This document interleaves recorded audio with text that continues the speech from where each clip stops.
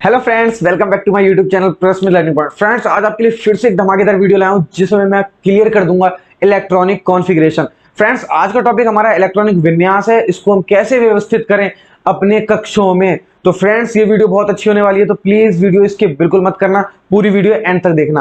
Friends, क्या होता है, ज्यादातर हम पढ़ते हैं किसी भी क्लास में, अगर हम पढ़ रहे होते हैं तो कोई भी टीचर हमको फुली तरीके से एक्सप्लेन नहीं करता कि हमारा इलेक्ट्रॉनिक विन्यास कैसे होता है और 2D और 3D क्या है। अभी तक आपने कभी नहीं पढ़ा होगा कि इलेक्ट्रॉनिक विन्यास दो में होता है, 2D में और 3D में, 2D डायमेंशन और 3D डायमेंशन में। तो फ्रेंड्स, इस वीडियो में आपको ये भी बताऊंगा कि 2D डायमेंशन के इलेक्ट्रॉनिक विन्यास कैसे होते हैं और 3D के कैसे होते हैं। तो प्लीज वीडियो पूरी देखना है, स्किप बिल्कुल मत करना।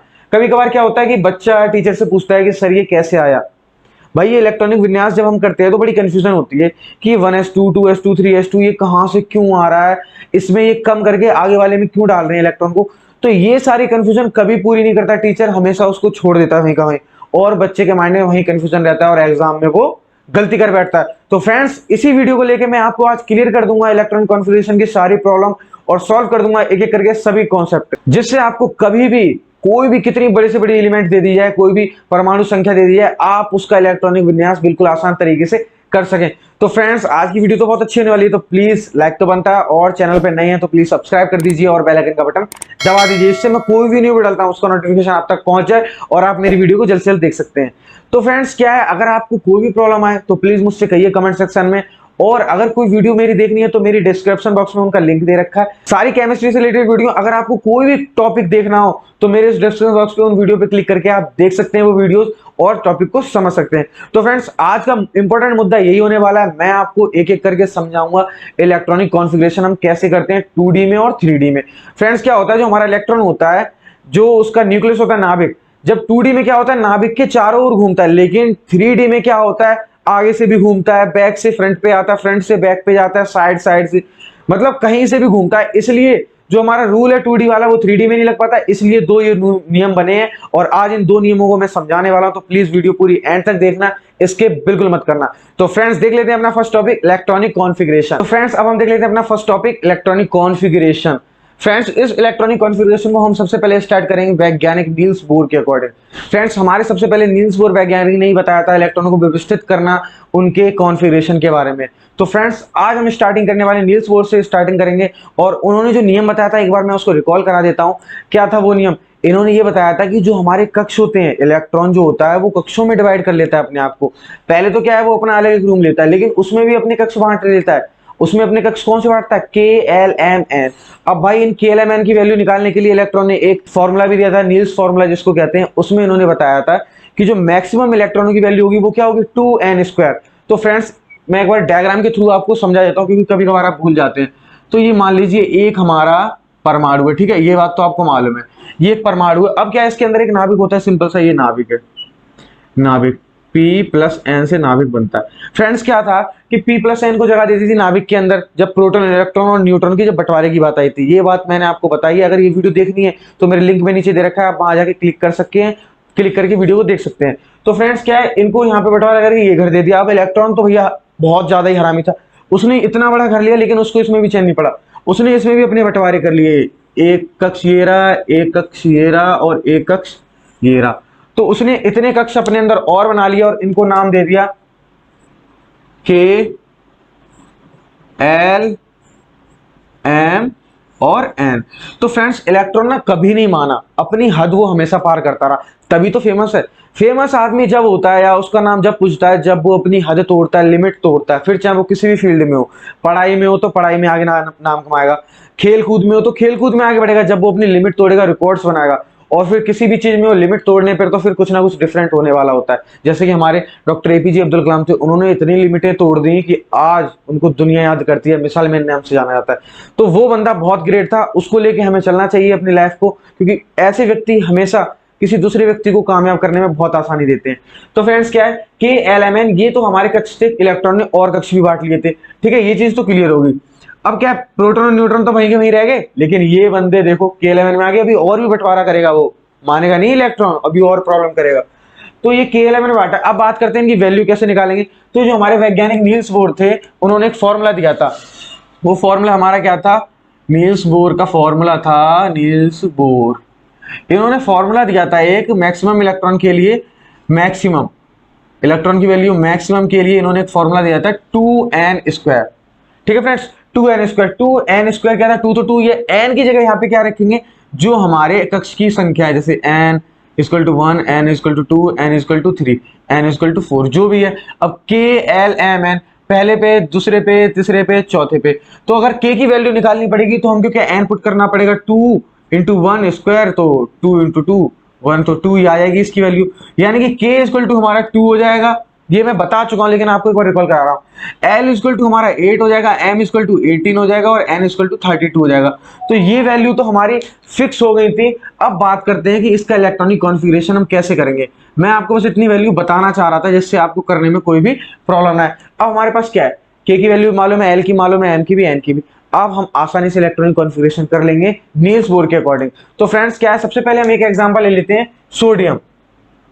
फ्रेंड्स सोडियम जो एग्जाम्पल है ये बहुत ज्यादा इंपॉर्टेंट है, ये हर एग्जाम में आ जाता है और लगभग हर टीचर इसको एक्सप्लेन करने की कोशिश करता है, क्योंकि ये इजी भी रहता है और बहुत इंपॉर्टेंट भी है। तो मैं आपसे ये कहना चाहूंगा, सोडियम को तो आप पूरी तरीके से पढ़ लीजिए, क्योंकि इसका यूज आप भी बहुत अच्छे तरीके से कर सकते हैं। मान लीजिए आपको भी किसी को समझाना हो, अगर आपको आता होगा तभी तो समझाएंगे।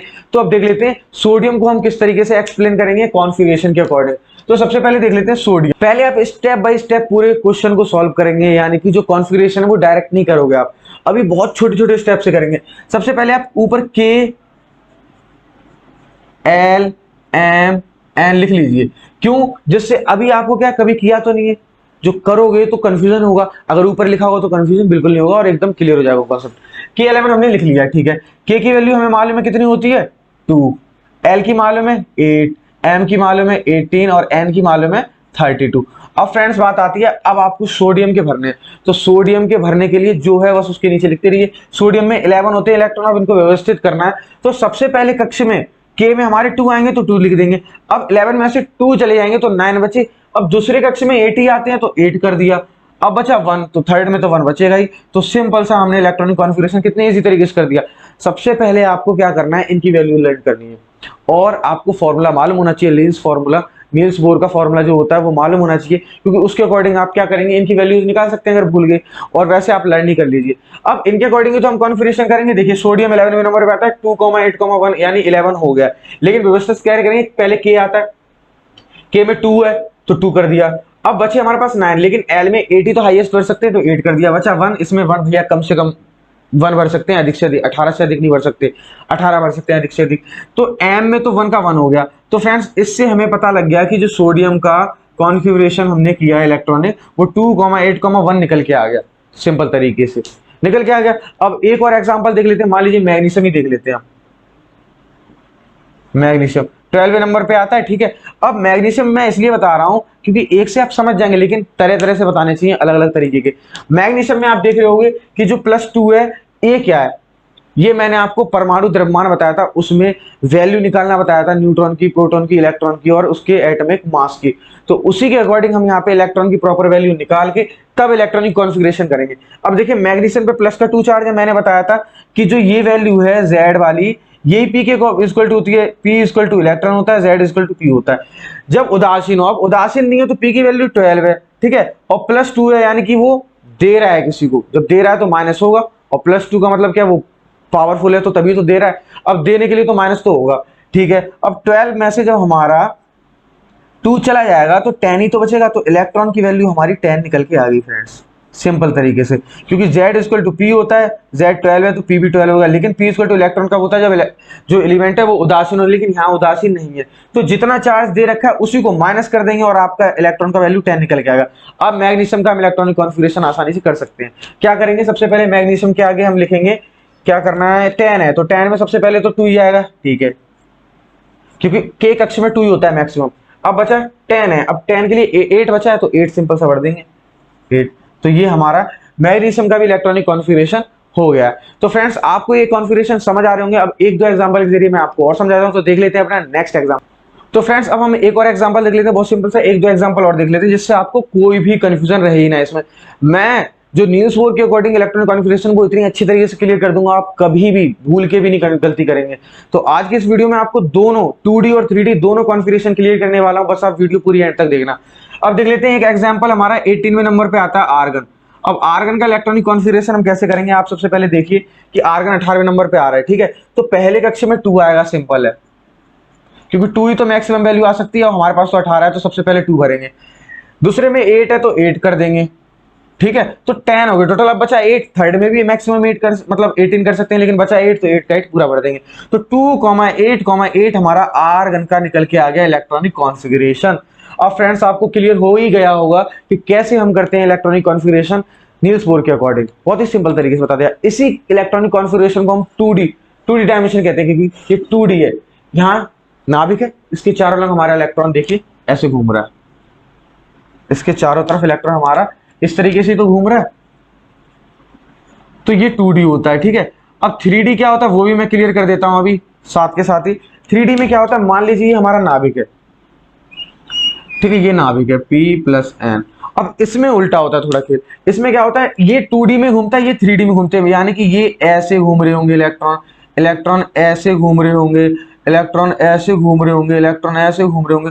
तो इसमें बताइए आप जज कर पा रहे हैं इलेक्ट्रॉन की वे किधर है। इसमें तो क्या एक वृत्ताकार शेप में घूमता जा रहा है उसके नाभिक के चारों, लेकिन यहाँ तो कभी ऐसे घूम रहा है, कभी ऐसे घूम रहा है, कभी ऐसे, यानी कि कोई क्लियर नहीं है, यानी कि रूल यहाँ पे फॉलो नहीं हो पाएगा। और ये रूल फॉलो होता है केवल 20 तक, यानी जो एलिमेंट नंबर 20 है वहां तक ही लगभग फॉलो हो पाता है ये नियम, उसके बाद बिल्कुल गलत हो जाता है। तो फ्रेंड्स उसके आगे के लिए हमारा 3D डायमेंशन का रूल आता है, जो मैं आपको बताने वाला हूं, पहले आप इसको समझ लीजिए वो क्या है। अब देखिए एक एग्जांपल, लास्ट एग्जांपल और देख लेते हैं हम। मान लीजिए देख लेते हैं क्लोरीन। क्लोरीन 17वें नंबर पे आता है, आपको मालूम है, ठीक है। 17 नंबर पे क्लोरीन आ गया। अब इसका इलेक्ट्रॉनिक कॉन्फ़िगरेशन कैसे करेंगे, K पे 2 आता है मैक्सिमम, मालूम है। अब तो आप खुद ही करने लगे होगे। K पे 2 आ गया, सिंपल है, बचा 8, 8 का 8 कर देंगे तो 10 हो गया, बचा 7। तो 2,8,7 इलेक्ट्रॉनिक कॉन्फ़िगरेशन क्लोरीन का हो गया। अब आपको क्लियर हो गया होगा ये टॉपिक, मुझे ज्यादा बताने की जरूरत ही नहीं है। आप एक बार इसका स्क्रीनशॉट ले लीजिए, इसको समझ लीजिए, क्योंकि मैंने इस तरीके से ही आपको क्लियर कर दिया, आप कभी भी नहीं भूल पाएंगे इस टॉपिक को। तो फ्रेंड्स आपने स्क्रीनशॉट ले लिया होगा, अब मैं इसको रब कर देता हूं। मैंने एक एक करके आपको इलेक्ट्रॉनिक कॉन्फ़िगरेशन करना बता दिया। सबसे पहले आपको नील्स बोर का मैक्सिमम इलेक्ट्रॉनिक का फॉर्मूला मालूम होना चाहिए, जो उन्होंने फॉर्मूला दिया, उसके अकॉर्डिंग आप इनकी वैल्यू निकाल लीजिए, अन्यथा लर्न ही कर लीजिए। लर्न करने से क्या होगा, आपका टाइम बचेगा और आप डायरेक्ट वैल्यू पुट कर पाएंगे। तो सबसे पहले एग्जांपल लिया था सोडियम K11, हमने लिख लिया कि की जगह 2 होता है, 8 होता है, 18 होता है, 32, लेकिन इसमें तो 2 भर दिया, 8 भर दिया, बचा 1, 18 तो भर नहीं सकते, तो 1 हो गया। ऐसे करके हमने ये 2-3 एग्जांपल किए हैं और आपको समझ आ गया होगा। अब देख लेते हैं अपना नेक्स्ट टॉपिक, जो है 3D डायमेंशन के लिए इलेक्ट्रॉनिक कॉन्फ़िगरेशन। तो फ्रेंड्स देख लेते हैं उस टॉपिक को भी। तो फ्रेंड्स अब हम देख लेते हैं 3D इलेक्ट्रॉनिक कॉन्फ़िगरेशन, इसमें क्या होने वाला है, इसमें 2D से 3D में हम कैसे कन्वर्ट करेंगे अपने इलेक्ट्रॉनिक कॉन्फ़िगरेशन को। फ्रेंड्स बहुत सिंपल भी है, बट अगर आपको समझ नहीं आया तो बहुत प्रॉब्लम हो सकती है। बट मैं इसीलिए तो आपको समझाने के लिए, और मैं इतनी अच्छी तरीके से समझाता हूं कि आप बिल्कुल क्लियर कर देते हैं हर कॉन्सेप्ट, लेकिन आप अब तक नहीं समझ पाए होगे, इस बात की मैं गारंटी ले रहा हूं। अब तक आप 3D डायमेंशन की इलेक्ट्रॉनिक कॉन्फ़िगरेशन में बहुत कंफ्यूजन करते होगे कि कहां पे अब बात है, क्या प्रॉब्लम है, वो सब चीजें मैं क्लियर कर दूंगा बहुत ही अच्छी तरीके से और बहुत सिंपल से, कोई बड़ी बात नहीं है।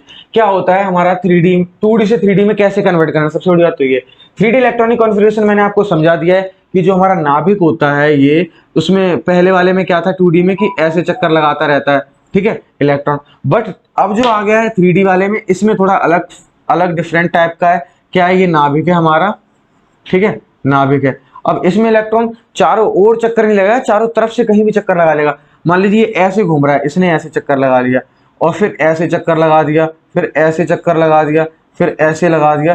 तो आप क्या, ऐसा ऐसा ऐसा डायग्राम तो आपने बहुत जगह देखा होगा, लेकिन कभी जाना नहीं है डायग्राम क्या है। मैं इसीलिए तो आपको समझा रहा हूँ डायग्राम के थ्रू, कि जो इस तरीके का आपने डायग्राम देखा है, इसको 3D डायमेंशन का बोलते हैं। और इसमें इलेक्ट्रॉन को व्यवस्थित करना, समझ ही रहे होगे कितनी इसमें भसड़ है, तो वो भसड़ मैं दूर कर दूंगा, क्लियर अच्छी तरीके से समझा दूंगा। तो फ्रेंड्स वीडियो पूरी एंड तक देखना। अब क्या है, अब 3D में कैसे कन्वर्ट करेंगे 2D को। तो सबसे पहले इलेक्ट्रॉन ने क्या किया, अपने जो K11 कक्ष थे, KLMN ये कक्ष थे, अब उसने क्या किया, इसमें और भसड़ घुस दी और भसड़ कर दी। क्या कर दिया, SPDF। फ्रेंड्स SPDF आपने जैसे ही नाम सुना आपके माइंड में एक चीज आ गई होगी कि जो आवर्त सारणी होती है उसमें भी एसपीडीएफ होता है, बट वो एसपीडीएफ अलग है और ये अलग है। मैं ये पहले ही आपका कंफ्यूजन दूर कर देता हूँ। बस ये, हाँ, जिस भी वैज्ञानिक ने किया है वो इसलिए किया है जिससे आपको ट्रिक के थ्रू याद रहे, क्योंकि हमारी आवर्त सारणी में भी यही है तो इसमें भी ये है, तो दिक्कत क्या है, एसपीडीएफ हो गया। तो लेकिन ये एसपीडीएफ अलग है और वो अलग है, तो ये बात हमेशा याद रखना। अब इन्होंने क्या किया, इलेक्ट्रॉन भाई साहब ने एसपीडीएफ और कक्ष बना लिए, बहुत छोटे छोटे के11 के अंदर भी। अब एस में मैक्सिमम इलेक्ट्रॉन की संख्या 2 कर दी, पी में कर दी 6, डी में कर दी 10 और एफ में कर दी 14। ये बात आप हमेशा लर्न करना कि के11 के अंदर और छोटे छोटे कक्ष कर दिए जिनको बोल दिया एसपीडीएफ, और एस की वैल्यू मैक्सिमम इलेक्ट्रॉन 2, 6, 10, सॉरी 10 है ये, और ये 14 है मैक्सिमम इलेक्ट्रॉन की वैल्यू। ठीक है फ्रेंड्स, मैक्सिमम इलेक्ट्रॉन इतने होते हैं हमारे एसपीडीएफ में। अब बात करते हैं ये के11 में कैसे व्यवस्थित किए गए, तो भाई उसको भी इन्होंने बहुत सिंपल तरीके से कर दिया। हमारे इलेक्ट्रॉन भाई साहब थे, क्या था, 1 2 3 4, ठीक है, 1 2 3 4। अब 1 के 1 पे के आता है, 2 पे एल, 3 पे एम और 4 पे एम। ये चीज आपको मालूम है, मैं आपको कई बार बता चुका हूं। अब इन्होंने क्या किया कि 1 पे के आता है तो 1 पे के आया तो के पे रख दिया इन्होंने एस। अब 2 पे एल आया तो 2 है यहां पे, तो इन्होंने एस पी रख दिया। अब M3 है तो इन्होंने एस पी डी रख दिया, और ये 4 है तो सब रख दिए एस पी डी एफ। तो फ्रेंड्स इस तरीके से तो इन्होंने इनको व्यवस्थित कर दिया के11 में एसपीडीएफ को। के में 1s रहेगा, एल में एसपी हो जाएगा क्योंकि 2 है, थर्ड नंबर पे एम आता है तो एसपीडी हो जाएगा, फोर्थ नंबर पे एन आता है एसपीडीएफ हो जाएगा। तो फ्रेंड्स ये चीज आपको क्लियर होगी। अब क्या हुआ कि इसको हम एक बार पूरे व्यवस्थित तरीके से लिख देते हैं।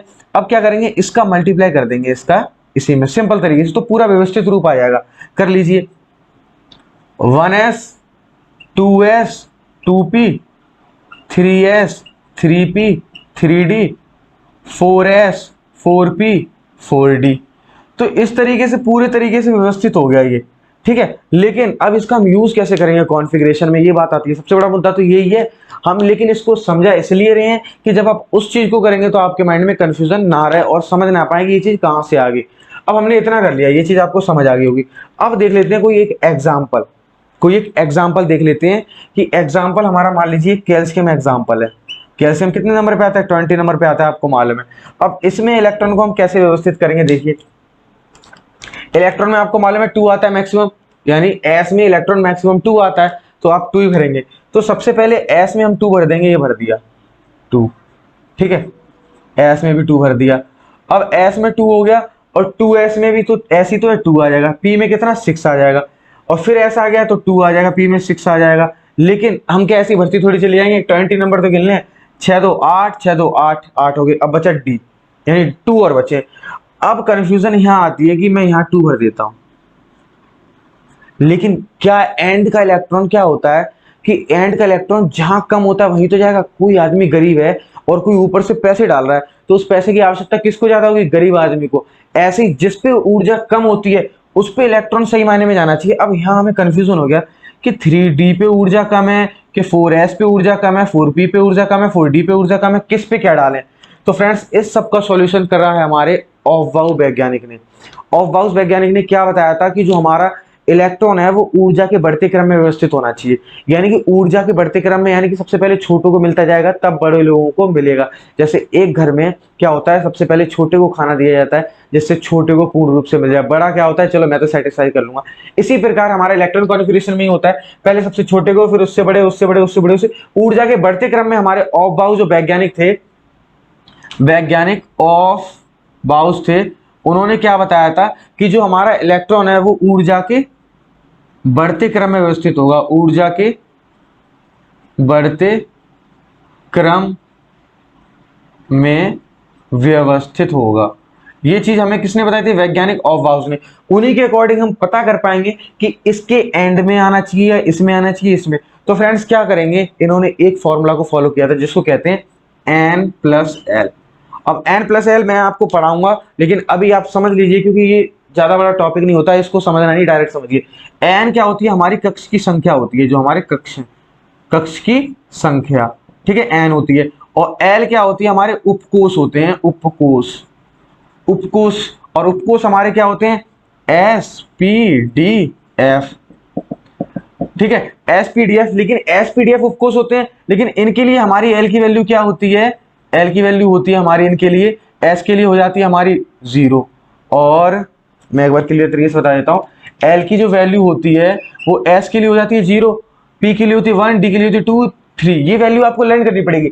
जो एल है हमारा ये उपकोष की संख्या है, और उपकोष की संख्या हमारी एसपीडीएफ होती है, लेकिन एल की वैल्यू उपकोषों के लिए होती है 0, 1, 2, 3। तो ये वैल्यू फिक्स है, आपको लर्न करनी पड़ेगी, क्योंकि कोई भी वैज्ञानिक कोई फॉर्मूला देता है वो एकदम हर तरीके से आजमा के देख लेता है उसको, तब जाके उसको फिट करता है। तो ये आपको लर्न करनी पड़ेगी। और एन उपकोष हमारे ये रहे, जैसे ये हमारा ये 2, 2, 3, 3, 3, 4, 4, ये हमारा कक्ष की जो कक्ष की संख्या है वो हमारी यही तो है, 4 वे पे है, 4, 4, थर्ड थर्ड थर्ड थर्ड, 2, 2, 2। तो ये चीज आपको समझ आ गई होगी। अब एन की जगह पे आप ये रख दीजिए और एल की जगह पे वैल्यू रख के आप निकाल सकते हैं। मान लीजिए इसकी निकालते हैं, इसमें कितनी ऊर्जा होगी, तो 3 है पहले से ही एन की जगह, और प्लस डी की वैल्यू क्या होगी, 2 होगी। तो 3 + 2 5 हो गया, यानी इसकी 5 निकल आई। अब इसकी देख लेते हैं, 4 प्लस एस की क्या है हमारी 0, इसकी 4 आ गई। इसकी देख लेते हैं 4p, 4 p की क्या है, p की 1, 4 + 1 5, इसकी भी आ गई। d की क्या है 4, इसकी तो 4 और प्लस डी की तो और ज्यादा ही आ जाएगी, 2, 6 होगी। यानी कि ये सब तो नेगलेक्ट हो गए, इसका कोई अर्थ ही नहीं है। ये जो बचे ये तो और ज्यादा है। और ये हमारा जो एस है इसका 4 है, इसका 5 है, यानी कि ये जो हम कर देते हैं अगर इलेक्ट्रॉनिक कॉन्फ़िगरेशन गलत हो जाता, क्योंकि यहाँ पे इसकी जगह हमारा आएगा, आप एक बार देख लीजिए, 3d2 की 5 ऊर्जा है, इसकी 4 है, यानी कि इसमें पहले इलेक्ट्रॉन आना चाहिए, तो इसको हम रब कर देंगे, क्योंकि ये हमारा गलत हो जाता अभी।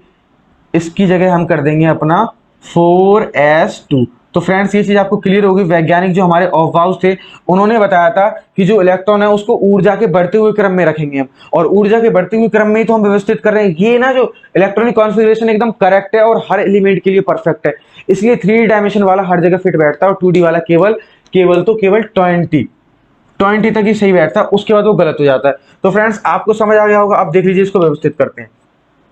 एस में 2 और 2, देखिए 1 में 2 है तो 2 का 2 हो जाएगा, 2 में 2 और 2, 6 और 2 8 हो जाएंगे, 2 में इतने, 3 में 6 2 8 हो जाएंगे, ठीक है। अब बचा 4 में 2, तो इलेक्ट्रॉनिक मैग्नेटिज्म हमारा 2, 8, 8, 2 निकल के आ गया। सिंपल तरीके से देखिए एक बार।